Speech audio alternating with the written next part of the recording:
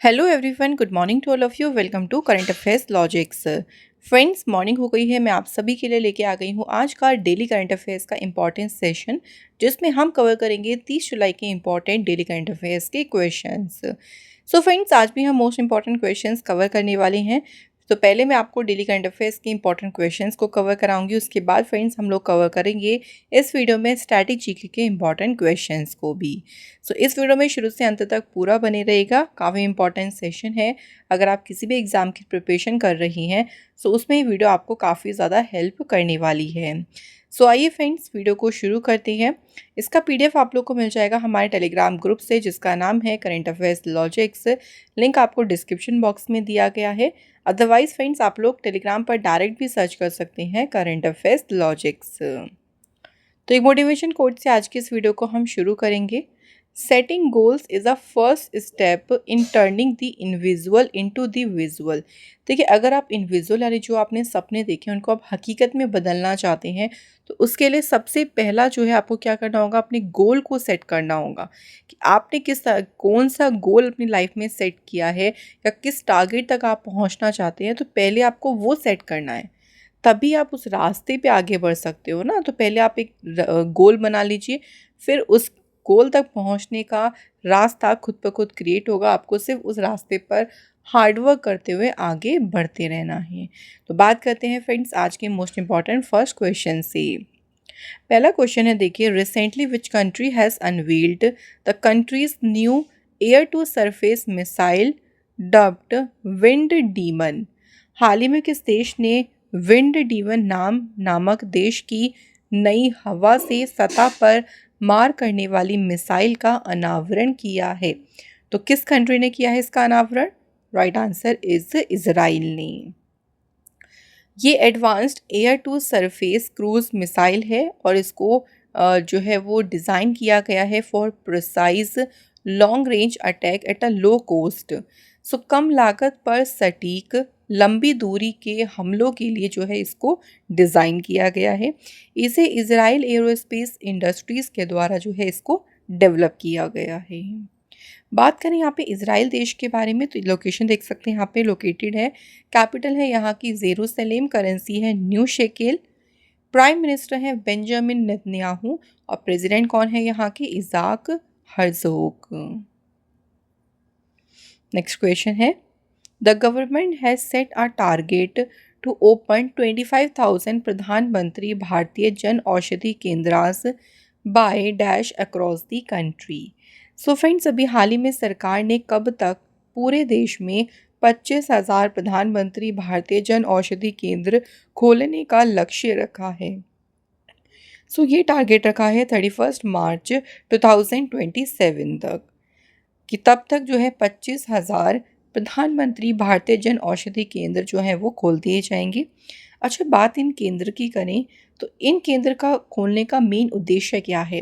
तो इसका मेन उद्देश्य है लोगों को किफ़ायती मूल्य पर यानी अफोर्डेबल प्राइसेस पर जो क्वालिटी मेडिसिन है, गुणवत्तापूर्ण दवाइयाँ हैं, वो उपलब्ध कराना इसका मेन उद्देश्य है। 2008 में इसे डिपार्टमेंट ऑफ फार्मास्यूटिकल्स के द्वारा जो है इसे लॉन्च किया गया था। तो आपको यहाँ पे ये डेट एग्जैक्ट याद रखनी है, 31 मार्च 2027 की। नेक्स्ट क्वेश्चन है, who led the Indian delegation to the 4th annual meeting of BIMSTEC security chiefs held in Naypyidaw. So Naypyidaw में आयोजित बिम्स्टेक सुरक्षा प्रमुखों की जो चौथी वार्षिक बैठक हुई है, उसमें भारतीय प्रतिनिधिमंडल का नेतृत्व किसने किया? आपको एक क्वेश्चन ये भी याद रखना है कि ये जो मीटिंग थी, कौन सा एडिशन हुआ इस मीटिंग का? 4th addition. कहाँ पे हुई? नेपिदो में इसका आयोजन किया गया। और इस मीटिंग में भारतीय प्रतिनिधिमंडल का नेतृत्व किया है किसने? अजीत डोभाल ने। ठीक है, तो आपको ये इंपॉर्टेंट पॉइंट्स याद रखने हैं फ्रेंड्स। तो इस मीटिंग में देखिए क्या क्या डिस्कस किया गया था। तो इस मीटिंग में कुछ मैटर्स जो कि counter terrorism, transnational crime, anti narcotics processes, maritime, cyber security challenge, national security, effective information sharing, तो ये सभी मामले जो होते हैं ना, इन सभी से संबंधित मामलों पर चर्चा की गई थी इस बैठक में। तो 2-3 क्वेश्चन आपके लिए इंपॉर्टेंट होंगे कि ये बैठक कहाँ पे हुई, नेपिदो में, कौन सा एडिशन हुआ, 4th, और इंडिया का नेतृत्व किया है किसने, अजीत डोभाल ने। बिम्स्टेक की बात करें तो फ्रेंड्स बिम्स्टेक का देखिए पूरा नाम है bay of Bengal initiative for multi sectoral technical and economic cooperation. BIMSTEC की स्थापना हुई थी 1997 में। इसका हेडक्वार्टर है ढाका, बांग्लादेश में। बिम्स्टेक के 7 मेंबर्स हैं, देखिए कौन कौन से हैं, इंडिया, बांग्लादेश, श्रीलंका, भूटान, नेपाल, थाईलैंड और म्यांमार। नेक्स्ट क्वेश्चन है, as per the government data how many tigers have died in the past 5 years. सरकारी आंकड़ों के अनुसार पिछले 5 वर्षों में कितने टाइगर्स की मौत हुई है। सो लगभग 628 टाइगर्स की जो है पिछले 5 वर्षों में मौत हुई है। तो पिछले 5 वर्षों में जो है टाइगर्स से भी देखिए अगर बात करते हैं कितने टाइगर्स ने लोगों पर हमले किए हैं, तो बाघों के हमलों में 349 लोग मारे गए, जिसमें अकेले महाराष्ट्र में 200 डेथ्स हुई थी। एनटीसीए के अकॉर्डिंग देखिए 2019 में 96 टाइगर्स की डेथ हुई, 2020 में 106, 2021 में 127, 2022 में 121 और 2023 में 178 टाइगर्स की जो है वो डेथ हुई है। किसके अकॉर्डिंग, एनटीसीए के अकॉर्डिंग। तो पिछले 5 वर्षों का अगर हम मिलाएं तो कितने टाइगर्स की डेथ हुई है, 628। अच्छा फ्रेंड, टाइगर्स की बात करें तो कल हमने इंपॉर्टेंट डे भी कवर किया था, इंटरनेशनल टाइगर्स डे, जो कि 29 जुलाई को सेलिब्रेट किया जाता है। इसके अलावा टाइगर्स को देखिए प्रोटेक्ट करने के लिए एक प्रोजेक्ट शुरू किया गया था जिसका नाम है प्रोजेक्ट टाइगर। ये प्रोजेक्ट शुरू किया गया था 1973 में, और इस प्रोजेक्ट को शुरू किसने किया था, इंदिरा गांधी जी ने। कहाँ से प्रोजेक्ट शुरू किया गया था, तो जिम कॉर्बेट नेशनल पार्क से जो है ये प्रोजेक्ट शुरू हुआ था। तो ये कुछ इंपॉर्टेंट पॉइंट्स में याद रखनी है प्रोजेक्ट टाइगर से रिलेटेड। चलिए बात करते हैं नेक्स्ट क्वेश्चन की। According to CREA's mid annual air quality assessment 2024 which is the most polluted city in India. CREA के मध्य वार्षिक वायु गुणवत्ता आकलन के अनुसार भारत का सबसे प्रदूषित शहर कौन सा है। इंडिया का सबसे मोस्ट पोल्यूटेड शहर है कौन सा, बर्नी हाट। सो ये किसके अकॉर्डिंग है, ये भी याद रखेंगे, CREA की जो mid annual air quality assessment की रिपोर्ट आई है उसके अकॉर्डिंग ये कहा गया है। बर्नी हाट जो है ये कहाँ पे है, मेघालय स्टेट में। सेकेंड नंबर पे फरीदाबाद है और थर्ड नंबर पे है दिल्ली। नेक्स्ट क्वेश्चन है, where has the central government approved the construction of all India institute of medical sciences in Bihar. केंद्र सरकार ने बिहार में एम्स के निर्माण को मंजूरी दी है। तो अब ये बिहार में जो एम्स है ना, ये कहाँ पर बनाया जाएगा, तो ये बनाया जाएगा फ्रेंड्स कहाँ पे, दरभंगा में। ये बिहार में जो है वो सेकंड एम्स होगा। इससे पहले बिहार में पटना में एम्स है देखिए, तो पटना में एम्स के बाद अब दूसरा यहाँ पे एम्स का निर्माण हो रहा है, जो कि कहाँ पे ओपन होगा, बिहार के दरभंगा शहर में। बिहार की स्टेब्लिशमेंट हुई थी 5 मार्च 1912 को। कैपिटल है यहाँ की पटना। CM है यहाँ के नीतीश कुमार और गवर्नर है राजेंद्र विश्वनाथ अर्लेकर। नेक्स्ट क्वेश्चन देखिए, which company has launched Asia's first low carbon zinc, और ये ब्रांड है देखिए इकोजेन। तो ये जो इकोजेन ब्रांड है ये एशिया का पहला कम कार्बन वाला जिंक ब्रांड है, और इसे किस कंपनी ने लॉन्च किया है, तो हिंदुस्तान जिंक ने जो है इसे लॉन्च किया है। ये रिन्यूएबल एनर्जी का उपयोग करके इसको मैन्युफैक्चर किया गया। द कार्बन फुटप्रिंट ऑफ इकोजेन, जो इकोजेन का कार्बन फुटप्रिंट है वो अगर हम ग्लोबल एवरेज से कंपैरिजन करें तो 75% जो है वो कम होगा इससे कार्बन फुटप्रिंट। तो सिर्फ आपको याद रखना है किस कंपनी ने लॉन्च किया है, हिंदुस्तान जिंक ने। अगला क्वेश्चन देखिए, where will India's first sunken museum be inaugurated. Bharat का पहला डूबा हुआ संग्रहालय का उद्घाटन कहाँ पे किया जाएगा, तो फ्रेंड्स इसे इनॉग्रेट किया जाएगा कहाँ पे, हुमायूंस टॉम्ब। सो हुमायूंस टॉम्ब में जो है इसको इनॉग्रेट किया गया है और कहाँ पर है ये, दिल्ली में। ठीक है, तो दिल्ली में जो हुमायूं का मकबरा है वहाँ पे भारत का पहला डूबा हुआ संग्रहालय जो है इसका उद्घाटन किया गया है। ये जो इनोवेटिव म्यूजियम है, the innovative museum promises to offer visitors a unique perspective on Mughal history. जो भी यहाँ पे विजिटर्स आएंगे उनको मुगल इतिहास और वास्तुकला पर एक अनूठा परिप्रेक्ष्य प्रदान करने का ये वादा करता है। और इसमें देखिए जो नई नई टेक्नोलॉजीज़ हैं उसके साथ जो हमारा पास्ट रहा है उसको एक तरीके से बहुत अच्छे से मिक्स किया गया है, बहुत अच्छे से उसको ब्लेंड किया गया है कि नई टेक्नोलॉजी से आपको अपने जो हमारा पास्ट रहा है उसके बारे में बहुत अच्छे से बताया गया है इस म्यूज़ियम में। तो काफ़ी इनोवेटिव म्यूज़ियम रहेगा ये विजिटर्स के लिए। नेक्स्ट क्वेश्चन देखिए, which state has decided to established a think tank grid based on the NITI Aayog model. किस राज्य ने नीति आयोग मॉडल पर आधारित थिंक टैंक ग्रिड स्थापित करने का निर्णय लिया है? तो ये निर्णय किसने लिया है? गुजरात गवर्नमेंट ने। गुजरात के सीएम भूपेंद्र पटेल ने अनाउंसमेंट करी है ग्रिड की। ग्रिड का पूरा नाम क्या है? Gujarat state institution for transformation. और ये नीति आयोग के बाद एक थिंक टैंक यानी जैसे थिंक टैंक की तर्ज पर जो है ये काम करेगा। It will serve as a public policy think tank for the state. तो स्टेट के लिए पब्लिक पॉलिसी थिंक टैंक के रूप में ये काम करेगा ग्रिड। और किसने लॉन्च किया है इसे? गुजरात के सीएम भूपेंद्र पटेल ने। फ्रेंड्स, गुजरात की बात करें तो कैपिटल गांधीनगर है, सीएम है भूपेंद्र पटेल, गवर्नर है आचार्य देवव्रत। यहाँ के नेशनल पार्क्स में है Gir forest national park, black buck, Vansda national park, gulf Kutch marine national park. अब फ्रेंड्स मैं आपको देखिए गुजरात से कुछ इंपॉर्टेंट न्यूज़ को रिवाइज करा देती हूँ। तो चलिए हम कुछ पुरानी न्यूज़ से शुरू करती हैं। प्राइम मिनिस्टर मोदी जी ने मिशन लाइफ मूवमेंट जो है इसे शुरू किया था कहाँ पे? गुजरात के केवड़िया में। इसके अलावा मिशन स्कूल्स ऑफ एक्सीलेंस ये भी शुरू किया गया था गुजरात स्टेट में।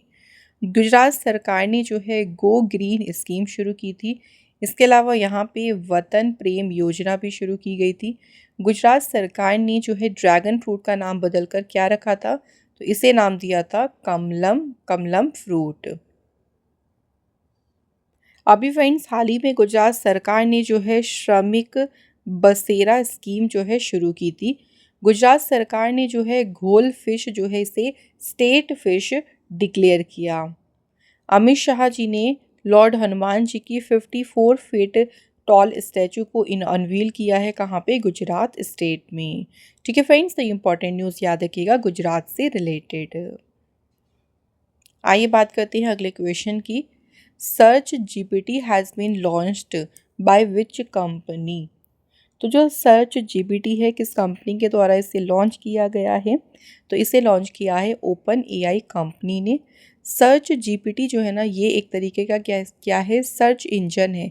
जैसे गूगल है, देखिए गूगल पर हम सर्च कर सकते हैं, वैसे ही यहाँ भी हम सर्च कर सकते हैं। तो ये भी एक तरीके का सर्च इंजन है जिसे लॉन्च किया है ओपन एआई कंपनी ने। Open air has launch its search engine. ये एक तरीके का सर्च इंजन होगा जो आपकी जो भी क्वेरीज होगी उसका क्विक जो है ये आंसर करेगा। तो ये थे फ्रेंड्स हमारे आज के डेली करंट अफेयर्स के क्वेश्चंस। नाउ डिस्कस करते हैं स्टैटिक जीके के क्वेश्चंस। तो पहला क्वेश्चन देखिए, the famous Dilwara temples are situated in. So प्रसिद्ध जो दिलवाड़ा मंदिर है ये कहाँ पर स्थित है? तो फ्रेंड्स ये लोकेटेड है कहाँ पे? राजस्थान स्टेट में। नेक्स्ट क्वेश्चन है, which city is known as electronic city of India? किस शहर को भारत का इलेक्ट्रॉनिक शहर कहा जाता है? The answer is Bangalore. Next question देखिए, in India the first television programme was broadcasted in. भारत में पहला जो है टेलीविज़न कार्यक्रम कहाँ पर प्रसारित किया गया था? तो ये ब्रॉडकास्ट मतलब कहाँ कब प्रसारित किया गया था? 1959 में। In which year was Pulitzer prize established? So Pulitzer पुरस्कार की स्थापना जो है किस वर्ष हुई थी? तो 1917 1917 में। अगला क्वेश्चन है, विच is the highest gallantry award in India? Bharat का सर्वोच्च वीरता पुरस्कार कौन सा है? सही आंसर है परमवीर चक्र। ये इंडिया का हाईएस्ट मिलिट्री डिक्लेरेशन अवार्ड है। सो फ्रेंड्स, ये थे हमारे आज के स्ट्रेटेजी के इंपॉर्टेंट क्वेश्चंस। नाउ फ्रेंड्स, हम कल के क्वेश्चंस को एक बार रिवाइज भी करने वाले हैं, तो चलिए देख लेते हैं। पहला क्वेश्चन है, India in which country sign their first ever cultural property agreement? Bharat और किस देश ने अपने पहले सांस्कृतिक संपत्ति समझौते पर हस्ताक्षर किए हैं? तो ये समझौता हुआ है इंडिया और यूएसए के बीच। Which of the following countries has assumed the chair of the Asian disaster preparedness centre from China? किस देश ने चीन से एशियाई आपदा तैयारी केंद्र की अध्यक्षता ग्रहण की है? भारत ने। इसके बाद नेक्स्ट है, India's first integrated agree export facility will be setup at which port? Bharat की पहली एकीकृत कृषि निर्यात सुविधा किस बंदरगाह पर स्थापित की जाएगी? जवाहरलाल नेहरू पोर्ट पर। प्राइम मिनिस्टर मोदी जी द्वारा लॉन्च की गई कौन सी टनल परियोजना है जिसका निर्माण कार्य शुरू हो गया?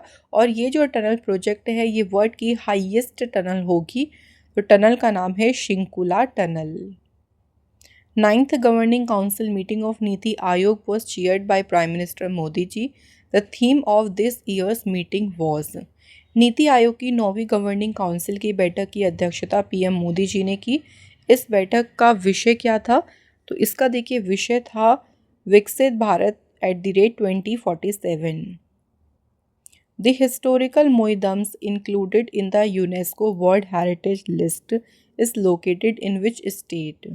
यूनेस्को की विश्व धरोहर सूची में शामिल ऐतिहासिक म्यूजियम्स किस राज्य में स्थित हैं? तो फ्रेंड्स, ये कहाँ पे हैं? आसाम स्टेट में। नेक्स्ट है, जिष्णु देव वर्मा जो है ये किस स्टेट के गवर्नर नियुक्त किए गए हैं? तो ये अपॉइंट हुए हैं अभी हाल ही में तेलंगाना राज्य के governor. Who has been appointed as the chairman and managing director of SIDBI? So small industry development bank of India के अध्यक्ष कौन बने हैं?